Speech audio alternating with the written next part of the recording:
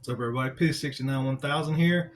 And today, today I got a special one in store for you. Today, we are going to do Haunted Delaware.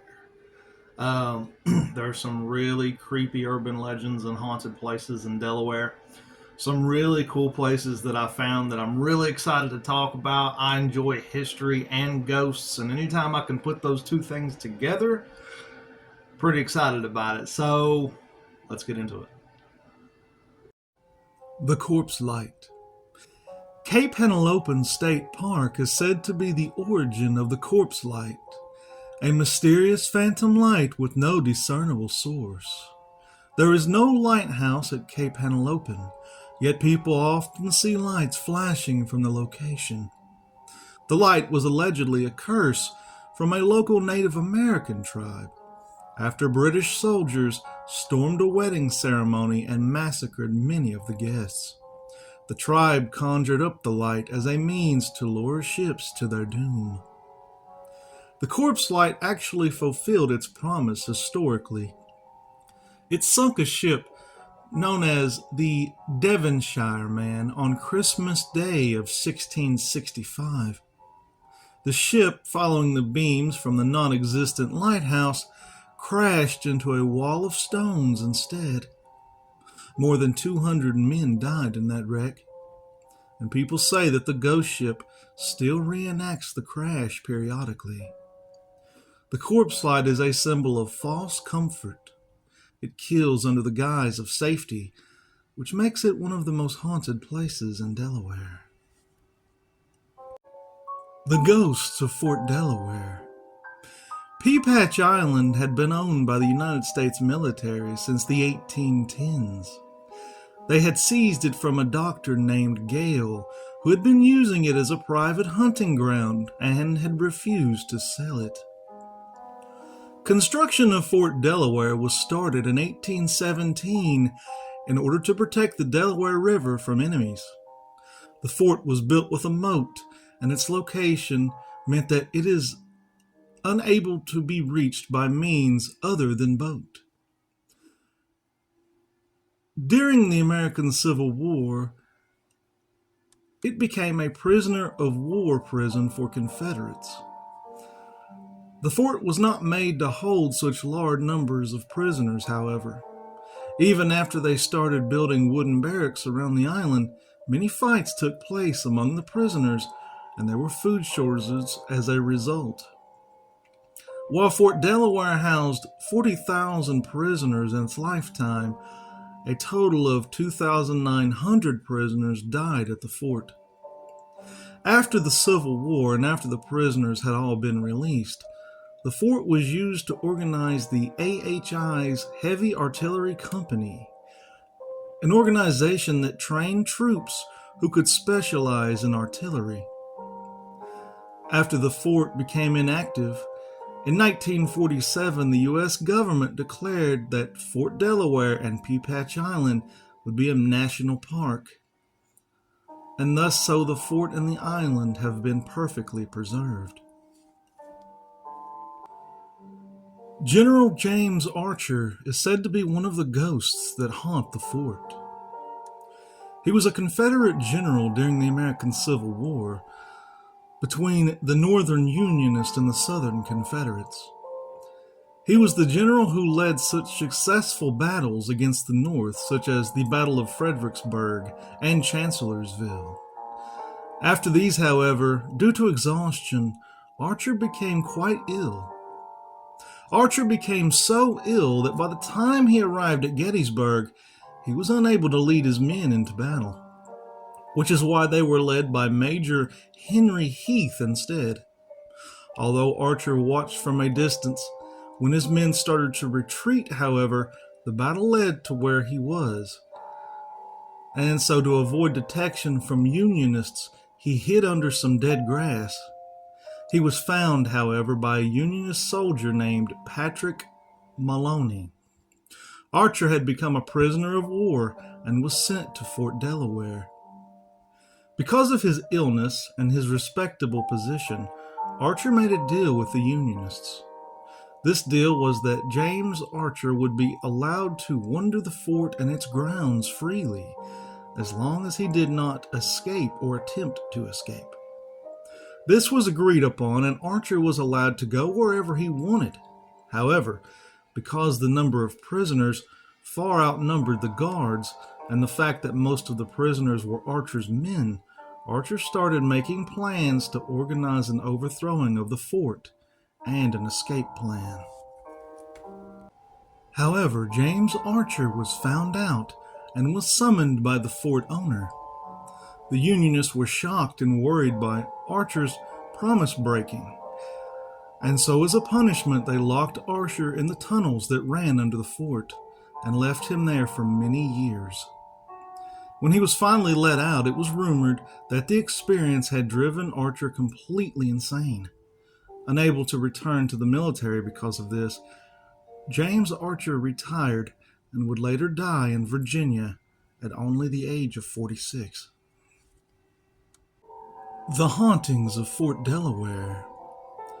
The ghost of James Archer is said to wander around Fort Delaware, especially in the tunnels below the fort.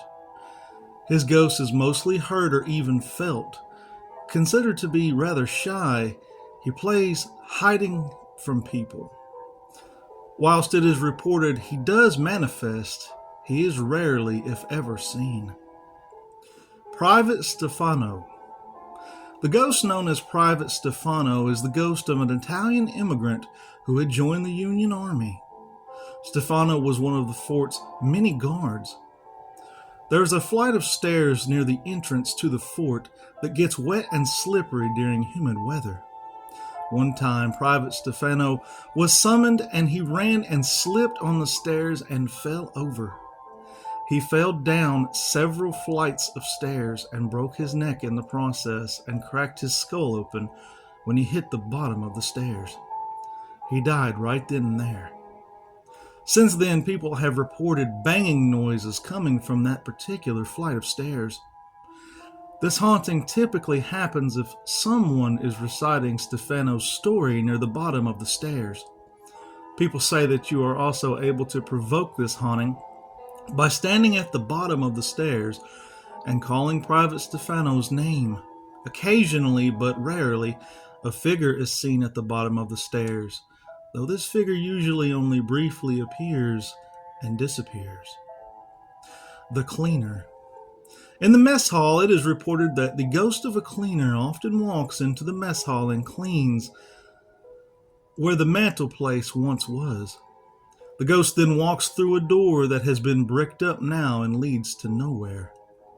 The ghost is a typical record skip ghost. It will not reenact with anyone. Nobody knows the exact name or identity of this ghost, but it can be presumed that the ghost was a servant. The Kitchen Ghost. Another unnamed ghost is that of the kitchen ghost. In what was the officer's kitchen, it has been reported that a female ghost often walks in and checks the cooking equipment. Once during a reenactment, the reenactors were reenacting life as a kitchen worker by preparing soup in the kitchen. The ghost suddenly appeared once they started cooking and checked the soup and even picked up the equipment and helped stir the soup for a while. Smiled at the reenactors, and then she walked through a wall. The Addie C Inn.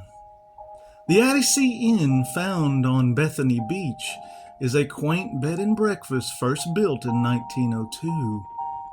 Like many buildings with a long history, the Abbey C Inn is rumored to be haunted. If you're interested in experiencing paranormal activity while staying at the inn, there are specific rooms that alleged house spirits stay in. Room 1 contains a private bath that was originally used by John Addy, the house's original owner and builder. The tub allegedly sometimes starts shaking when guests use it. Room 6 reportedly gives off the sound of organ music, despite no organs being present. Room 11 is probably the most haunted room of the hotel.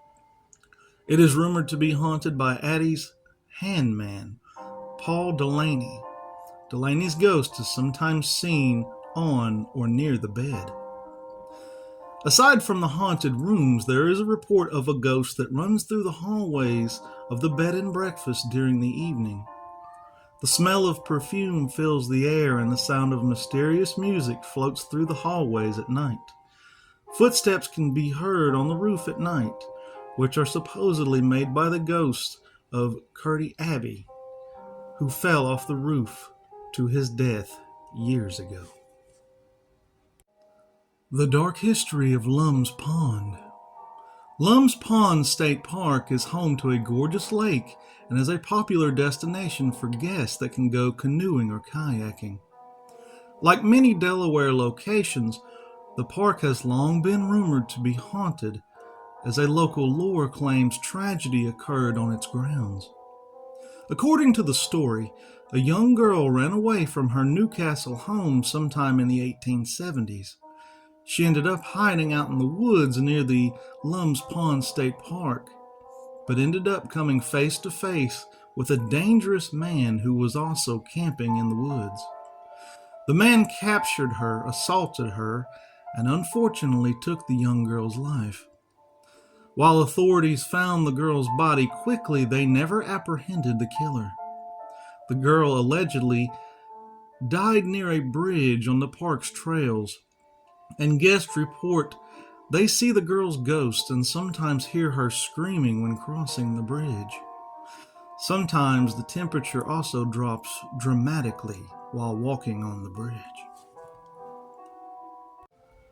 The Haunting of Dead President's Pub. The Dead President's Pub in Wilmington, Delaware, first opened its doors in the 1990s, but had a long and rich history before that. The two-story building had been a private residence and also housed various businesses and bars. The name chosen in the 90s was apparently asking for trouble, however, because guests have reported paranormal activity ever since the Dead President's Pub made its debut. The pub sells presidential memorabilia and souvenirs and sports craft beers named after famous presidents. Guests brave enough to enter report glasses clinking on their own, random drops in temperature, the sound of spooky laughter, and the vague feeling of a dark presence. In addition to all this, the pub allegedly houses a specific ghost known as Lemonade Mueller. According to legend, Mueller was a local character who used to frequent the pub and died after slipping on urine on the bathroom floor and breaking his neck. He is most active after the pub and restaurant has closed and the staff is shutting down the place for the night. A presence is easily felt in the pub and restaurant, even by those with little psychic ability. The waiters and waitresses have had dishes thrown at them and heard stifled giggling behind them. Glasses in the bar have rattled by themselves. Giggling is heard in the stairs and in the bathrooms. The Watchman Cat of Long Cemetery. As if cemeteries aren't already spooky enough on their own, Long Cemetery in Frankfort, Delaware claims to be home to a ghost. However, this is no ordinary ghost. This is the Watchman Cat of Long Cemetery.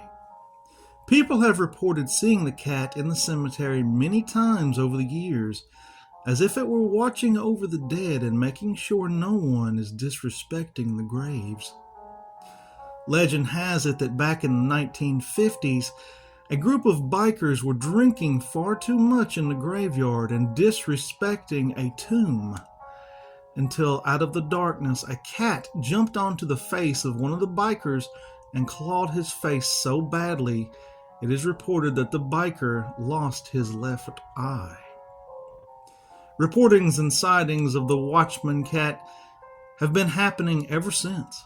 People still see the cat to this day, but when they try to catch it or see where it has gone, they find it has disappeared behind a grave. The Governor's Mansion. The Governor's Mansion, also called Woodburn, was built in the 1790s by Charles Hillard III and was the official home of Delaware's governors for decades. It still stands in Dover, Delaware, and is open to tours. Ghost stories regarding the mansion go back hundreds of years, and guests still report seeing paranormal phenomenon to this day. The first ghost story occurred 25 years after the house was constructed, after Charles Hillard III had passed away. According to the story, the house's then owners invited a Methodist preacher to stay with them. While conducting a prayer before breakfast one morning, the preacher said they should wait for the other guests staying in the guest house to join them. But the couple was confused. They said no one else was visiting, and the preacher then described his temporary roommate in great detail. His description matched what Hillard looked like perfectly. Apparently, Hillard and other spirits still linger in the mansion. If you leave Mr. Hillard, the original owner, a glass of wine on the stairs, legend has it you'll find it drained in the morning. Mr. Hillard is not the only ghost at the mansion. Years ago, a slave running away from slave hunters was caught and killed near the mansion's porch. Guests sometimes still hear his screams. There have also been reports of a young girl dressed in a dress and a bonnet roaming the grounds carrying a candle. What's up, everybody? P691000. I hope y'all enjoyed that. That was a lot of fun. A lot of history involved with a lot of ghost sightings. I thought the Watchman Cat of Long Cemetery was really cool. It's nice to think that there's a good being out there, a good entity, if you will, looking out for us after we're dead. Looking after graveyard cemeteries. Something very comforting in that thought. There were actually a few more stories I wanted to do out of Delaware. Delaware has so many haunted things, but for purposes of time, I couldn't get them into this video. But I really enjoyed doing this video. I hope you all enjoy it. Hope you have a great rest of your weekend. Peace, love. I love you all. Have a great day. And don't go messing around with any cats in cemeteries.